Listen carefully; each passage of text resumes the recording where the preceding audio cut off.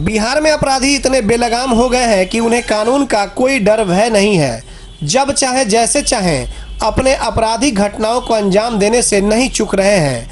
ताज़ा मामला है सिवान के महाराजगंज का, जहां कुछ अपराधियों ने महाराजगंज से परीक्षा देकर लौट रहे परीक्षार्थी पर अंधाधुंध फायरिंग कर दिया, जिससे इलाके में दहशत फैल गया। घटना के संबंध में बताया जाता है कि सिवान के पुरानी किला निवासी कामुल हसन का पुत्र रागिब हसन अपनी बहन के साथ महाराजगंज के डीएवी से परीक्षा देकर ऑटो से लौट रहा था। तभी बाइक सवार अपराधियों ने घेर कर उसे जबरदस्ती अपने बाइक पर बैठाकर ले जाने लगे तो रागिब उनसे उलझ गया। तब कुछ दूर तक ले जाने के बाद उस पर फायरिंग कर दिया। फायरिंग होते ही गांव वाले दौड़कर घटना स्थल पर पहुंचे और अपराधियों को पकड़ने की कोशिश की, जिसमें अपराधी अपना पिस्टल छोड़कर फरार हो गए। उलझने के क्रम में रागिब ने अपराधियों से दिलेर दिखाते हुए उनका पिस्टल छीन लिया। घायल परीक्षार्थी को गांव वालों की मदद से सदर अस्पताल में भर्ती कराया गया, जहां पर उसका इलाज चल रहा है। इधर घटना की सूचना मिलते ही सिवान के एएसपी कांतेश मिश्रा सदर अस्पताल पहुंचे और मामले की जानकारी लेने के बाद जांच में जुट गए। सवाल उठता है कि इतने चाक चौबंद के बाद भी अपराधियों पर इसका असर क्यों नहीं? क्या पुलिस अपराधियों के सामने नतमस्तक हो गई है? अब आगे क्या कार्रवाई होती है और क्राइम पर कंट्रोल कैसे होती है, ये तो पुलिस महकमे के अधिकारी ही जानते हैं। एटीएन लाइव के लिए चंदन कुमार की रिपोर्ट।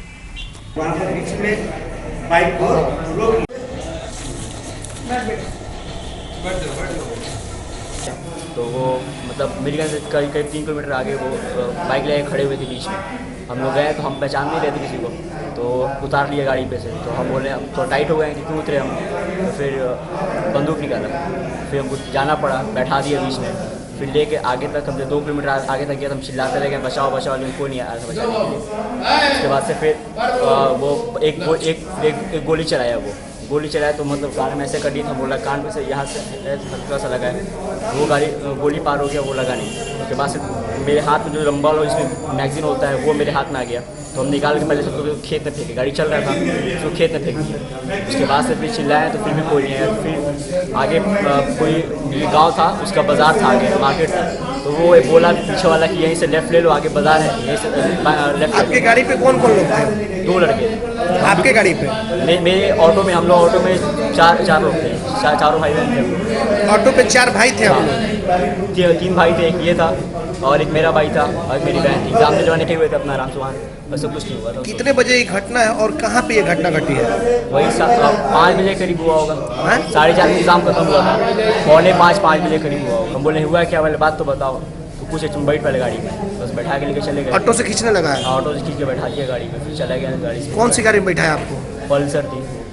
तो फिर कैसे आप उतरे हैं? फिर उतरे नहीं, आगे मार्केट था, फिर हम चिल्लाए तो फिर कोई नहीं। उसके बाद से मतलब हम कूद गए गाड़ी से। स्कूल में उसका सेंटर पड़ा था। पहले छोटे वाले भाई को लेके आया, उसके बाद से डीएवी जो महाराजगंज में है वहाँ से मेरी बच्ची सामिया हसन को लेकर के आए। ऑटो से लेके हम रिजर्व लेके गए थे। उसके बाद से वो जैसे एग्ज़ाम ख़त्म हुआ है, 3 किलोमीटर पश्चिम सिवान वाले रोड में बीच में जब दोनों भाई बैठे थे, मेरी बेटी बैठी थी, एक मेरा छोटा भाई है वो बैठा था, मेरा दोनों लड़का बैठा था, लड़की बैठे। बाइक पे 2 लड़के आए, बाइक को बीच में रोक लिए टेम्पू के आगे, रोक करके ऑटो से आए कि उतर उसको उतरो। उतार लिया, नहीं उतर रहा था तो ये पिस्टल निकाल करके और उसको भिरा दिया, क्योंकि नहीं उतरेगा मार देंगे। तो उतरा, उतारने के बाद से इसको बीच में बैठा लिया, सब बैठा के खेत की तरफ लेके चला गया। उसके बाद से उसने एक फायर किया, वो लड़का फायर किया, उसको नहीं लगा, भगवान ने बचा दिया, अल्लाह ने बचा लिया उसको। उसके बाद से हाथापाई होने लगा। उसके अंदर में जो मैगजीन होती है वो मैगजीन में लड़का उससे छीन लिया, वो हाथ में उसको आ गया।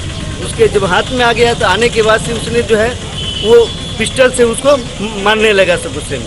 उसके साथ हाथापाई होने लगा है। उसके बाद से उसने पिस्टल भी मेरा लड़का छीन लिया। उसके से जब चिल्लाना है तो गांव वाले जब दौड़े हैं तो ये सब बाइक लेके खेत की तरफ। कहाँ की ये घटना है? किस गांव के पास? ये गांव का घटना, ये गांव का नाम मुझे नहीं मालूम।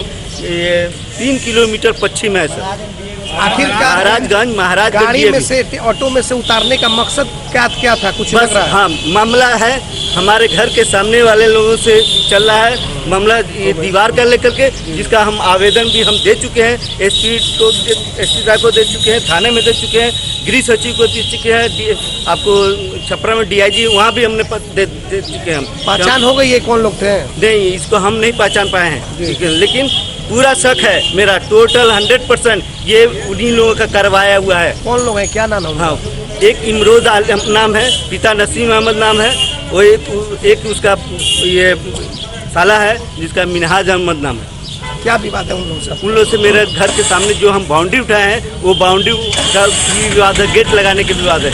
ये लोग 21 तारीख को हमको कचहरी में बुला करके और इन लोगों ने हमको धमकी दिया था कि 10 दिन के अंदर में अगर दीवार नहीं तोड़ोगे तो तुमको मार देंगे, समझ लेना, नहीं तो तुम लोग तोड़ दो। हमने नहीं किया, उसके बाद हमने आवेदन चारों तरफ दे दिया है। बताया जा रहा है कि 20 वर्षीय युवक अपने भाई और बहन की एग्ज़ाम दिलाने गया था महाराजगंज, और लौटने के क्रम में 2 अज्ञात युवकों ने इसको उठा लिया और उसके साथ मारपीट की। और घटना के क्रम में बताया जा रहा है कि इन्होंने जो युवक थे इनका हथियार के साथ तो हथियार छीन जी और बाकी कार्रवाई हो रही है। कुछ सर पता चल रहा है कि आखिर कारण क्या रहा कि ऑटो से खींच रहे थे? अभी तक ये क्लियर नहीं हो पाया, इसका अनुसंधान के बाद ही पता चलेगा।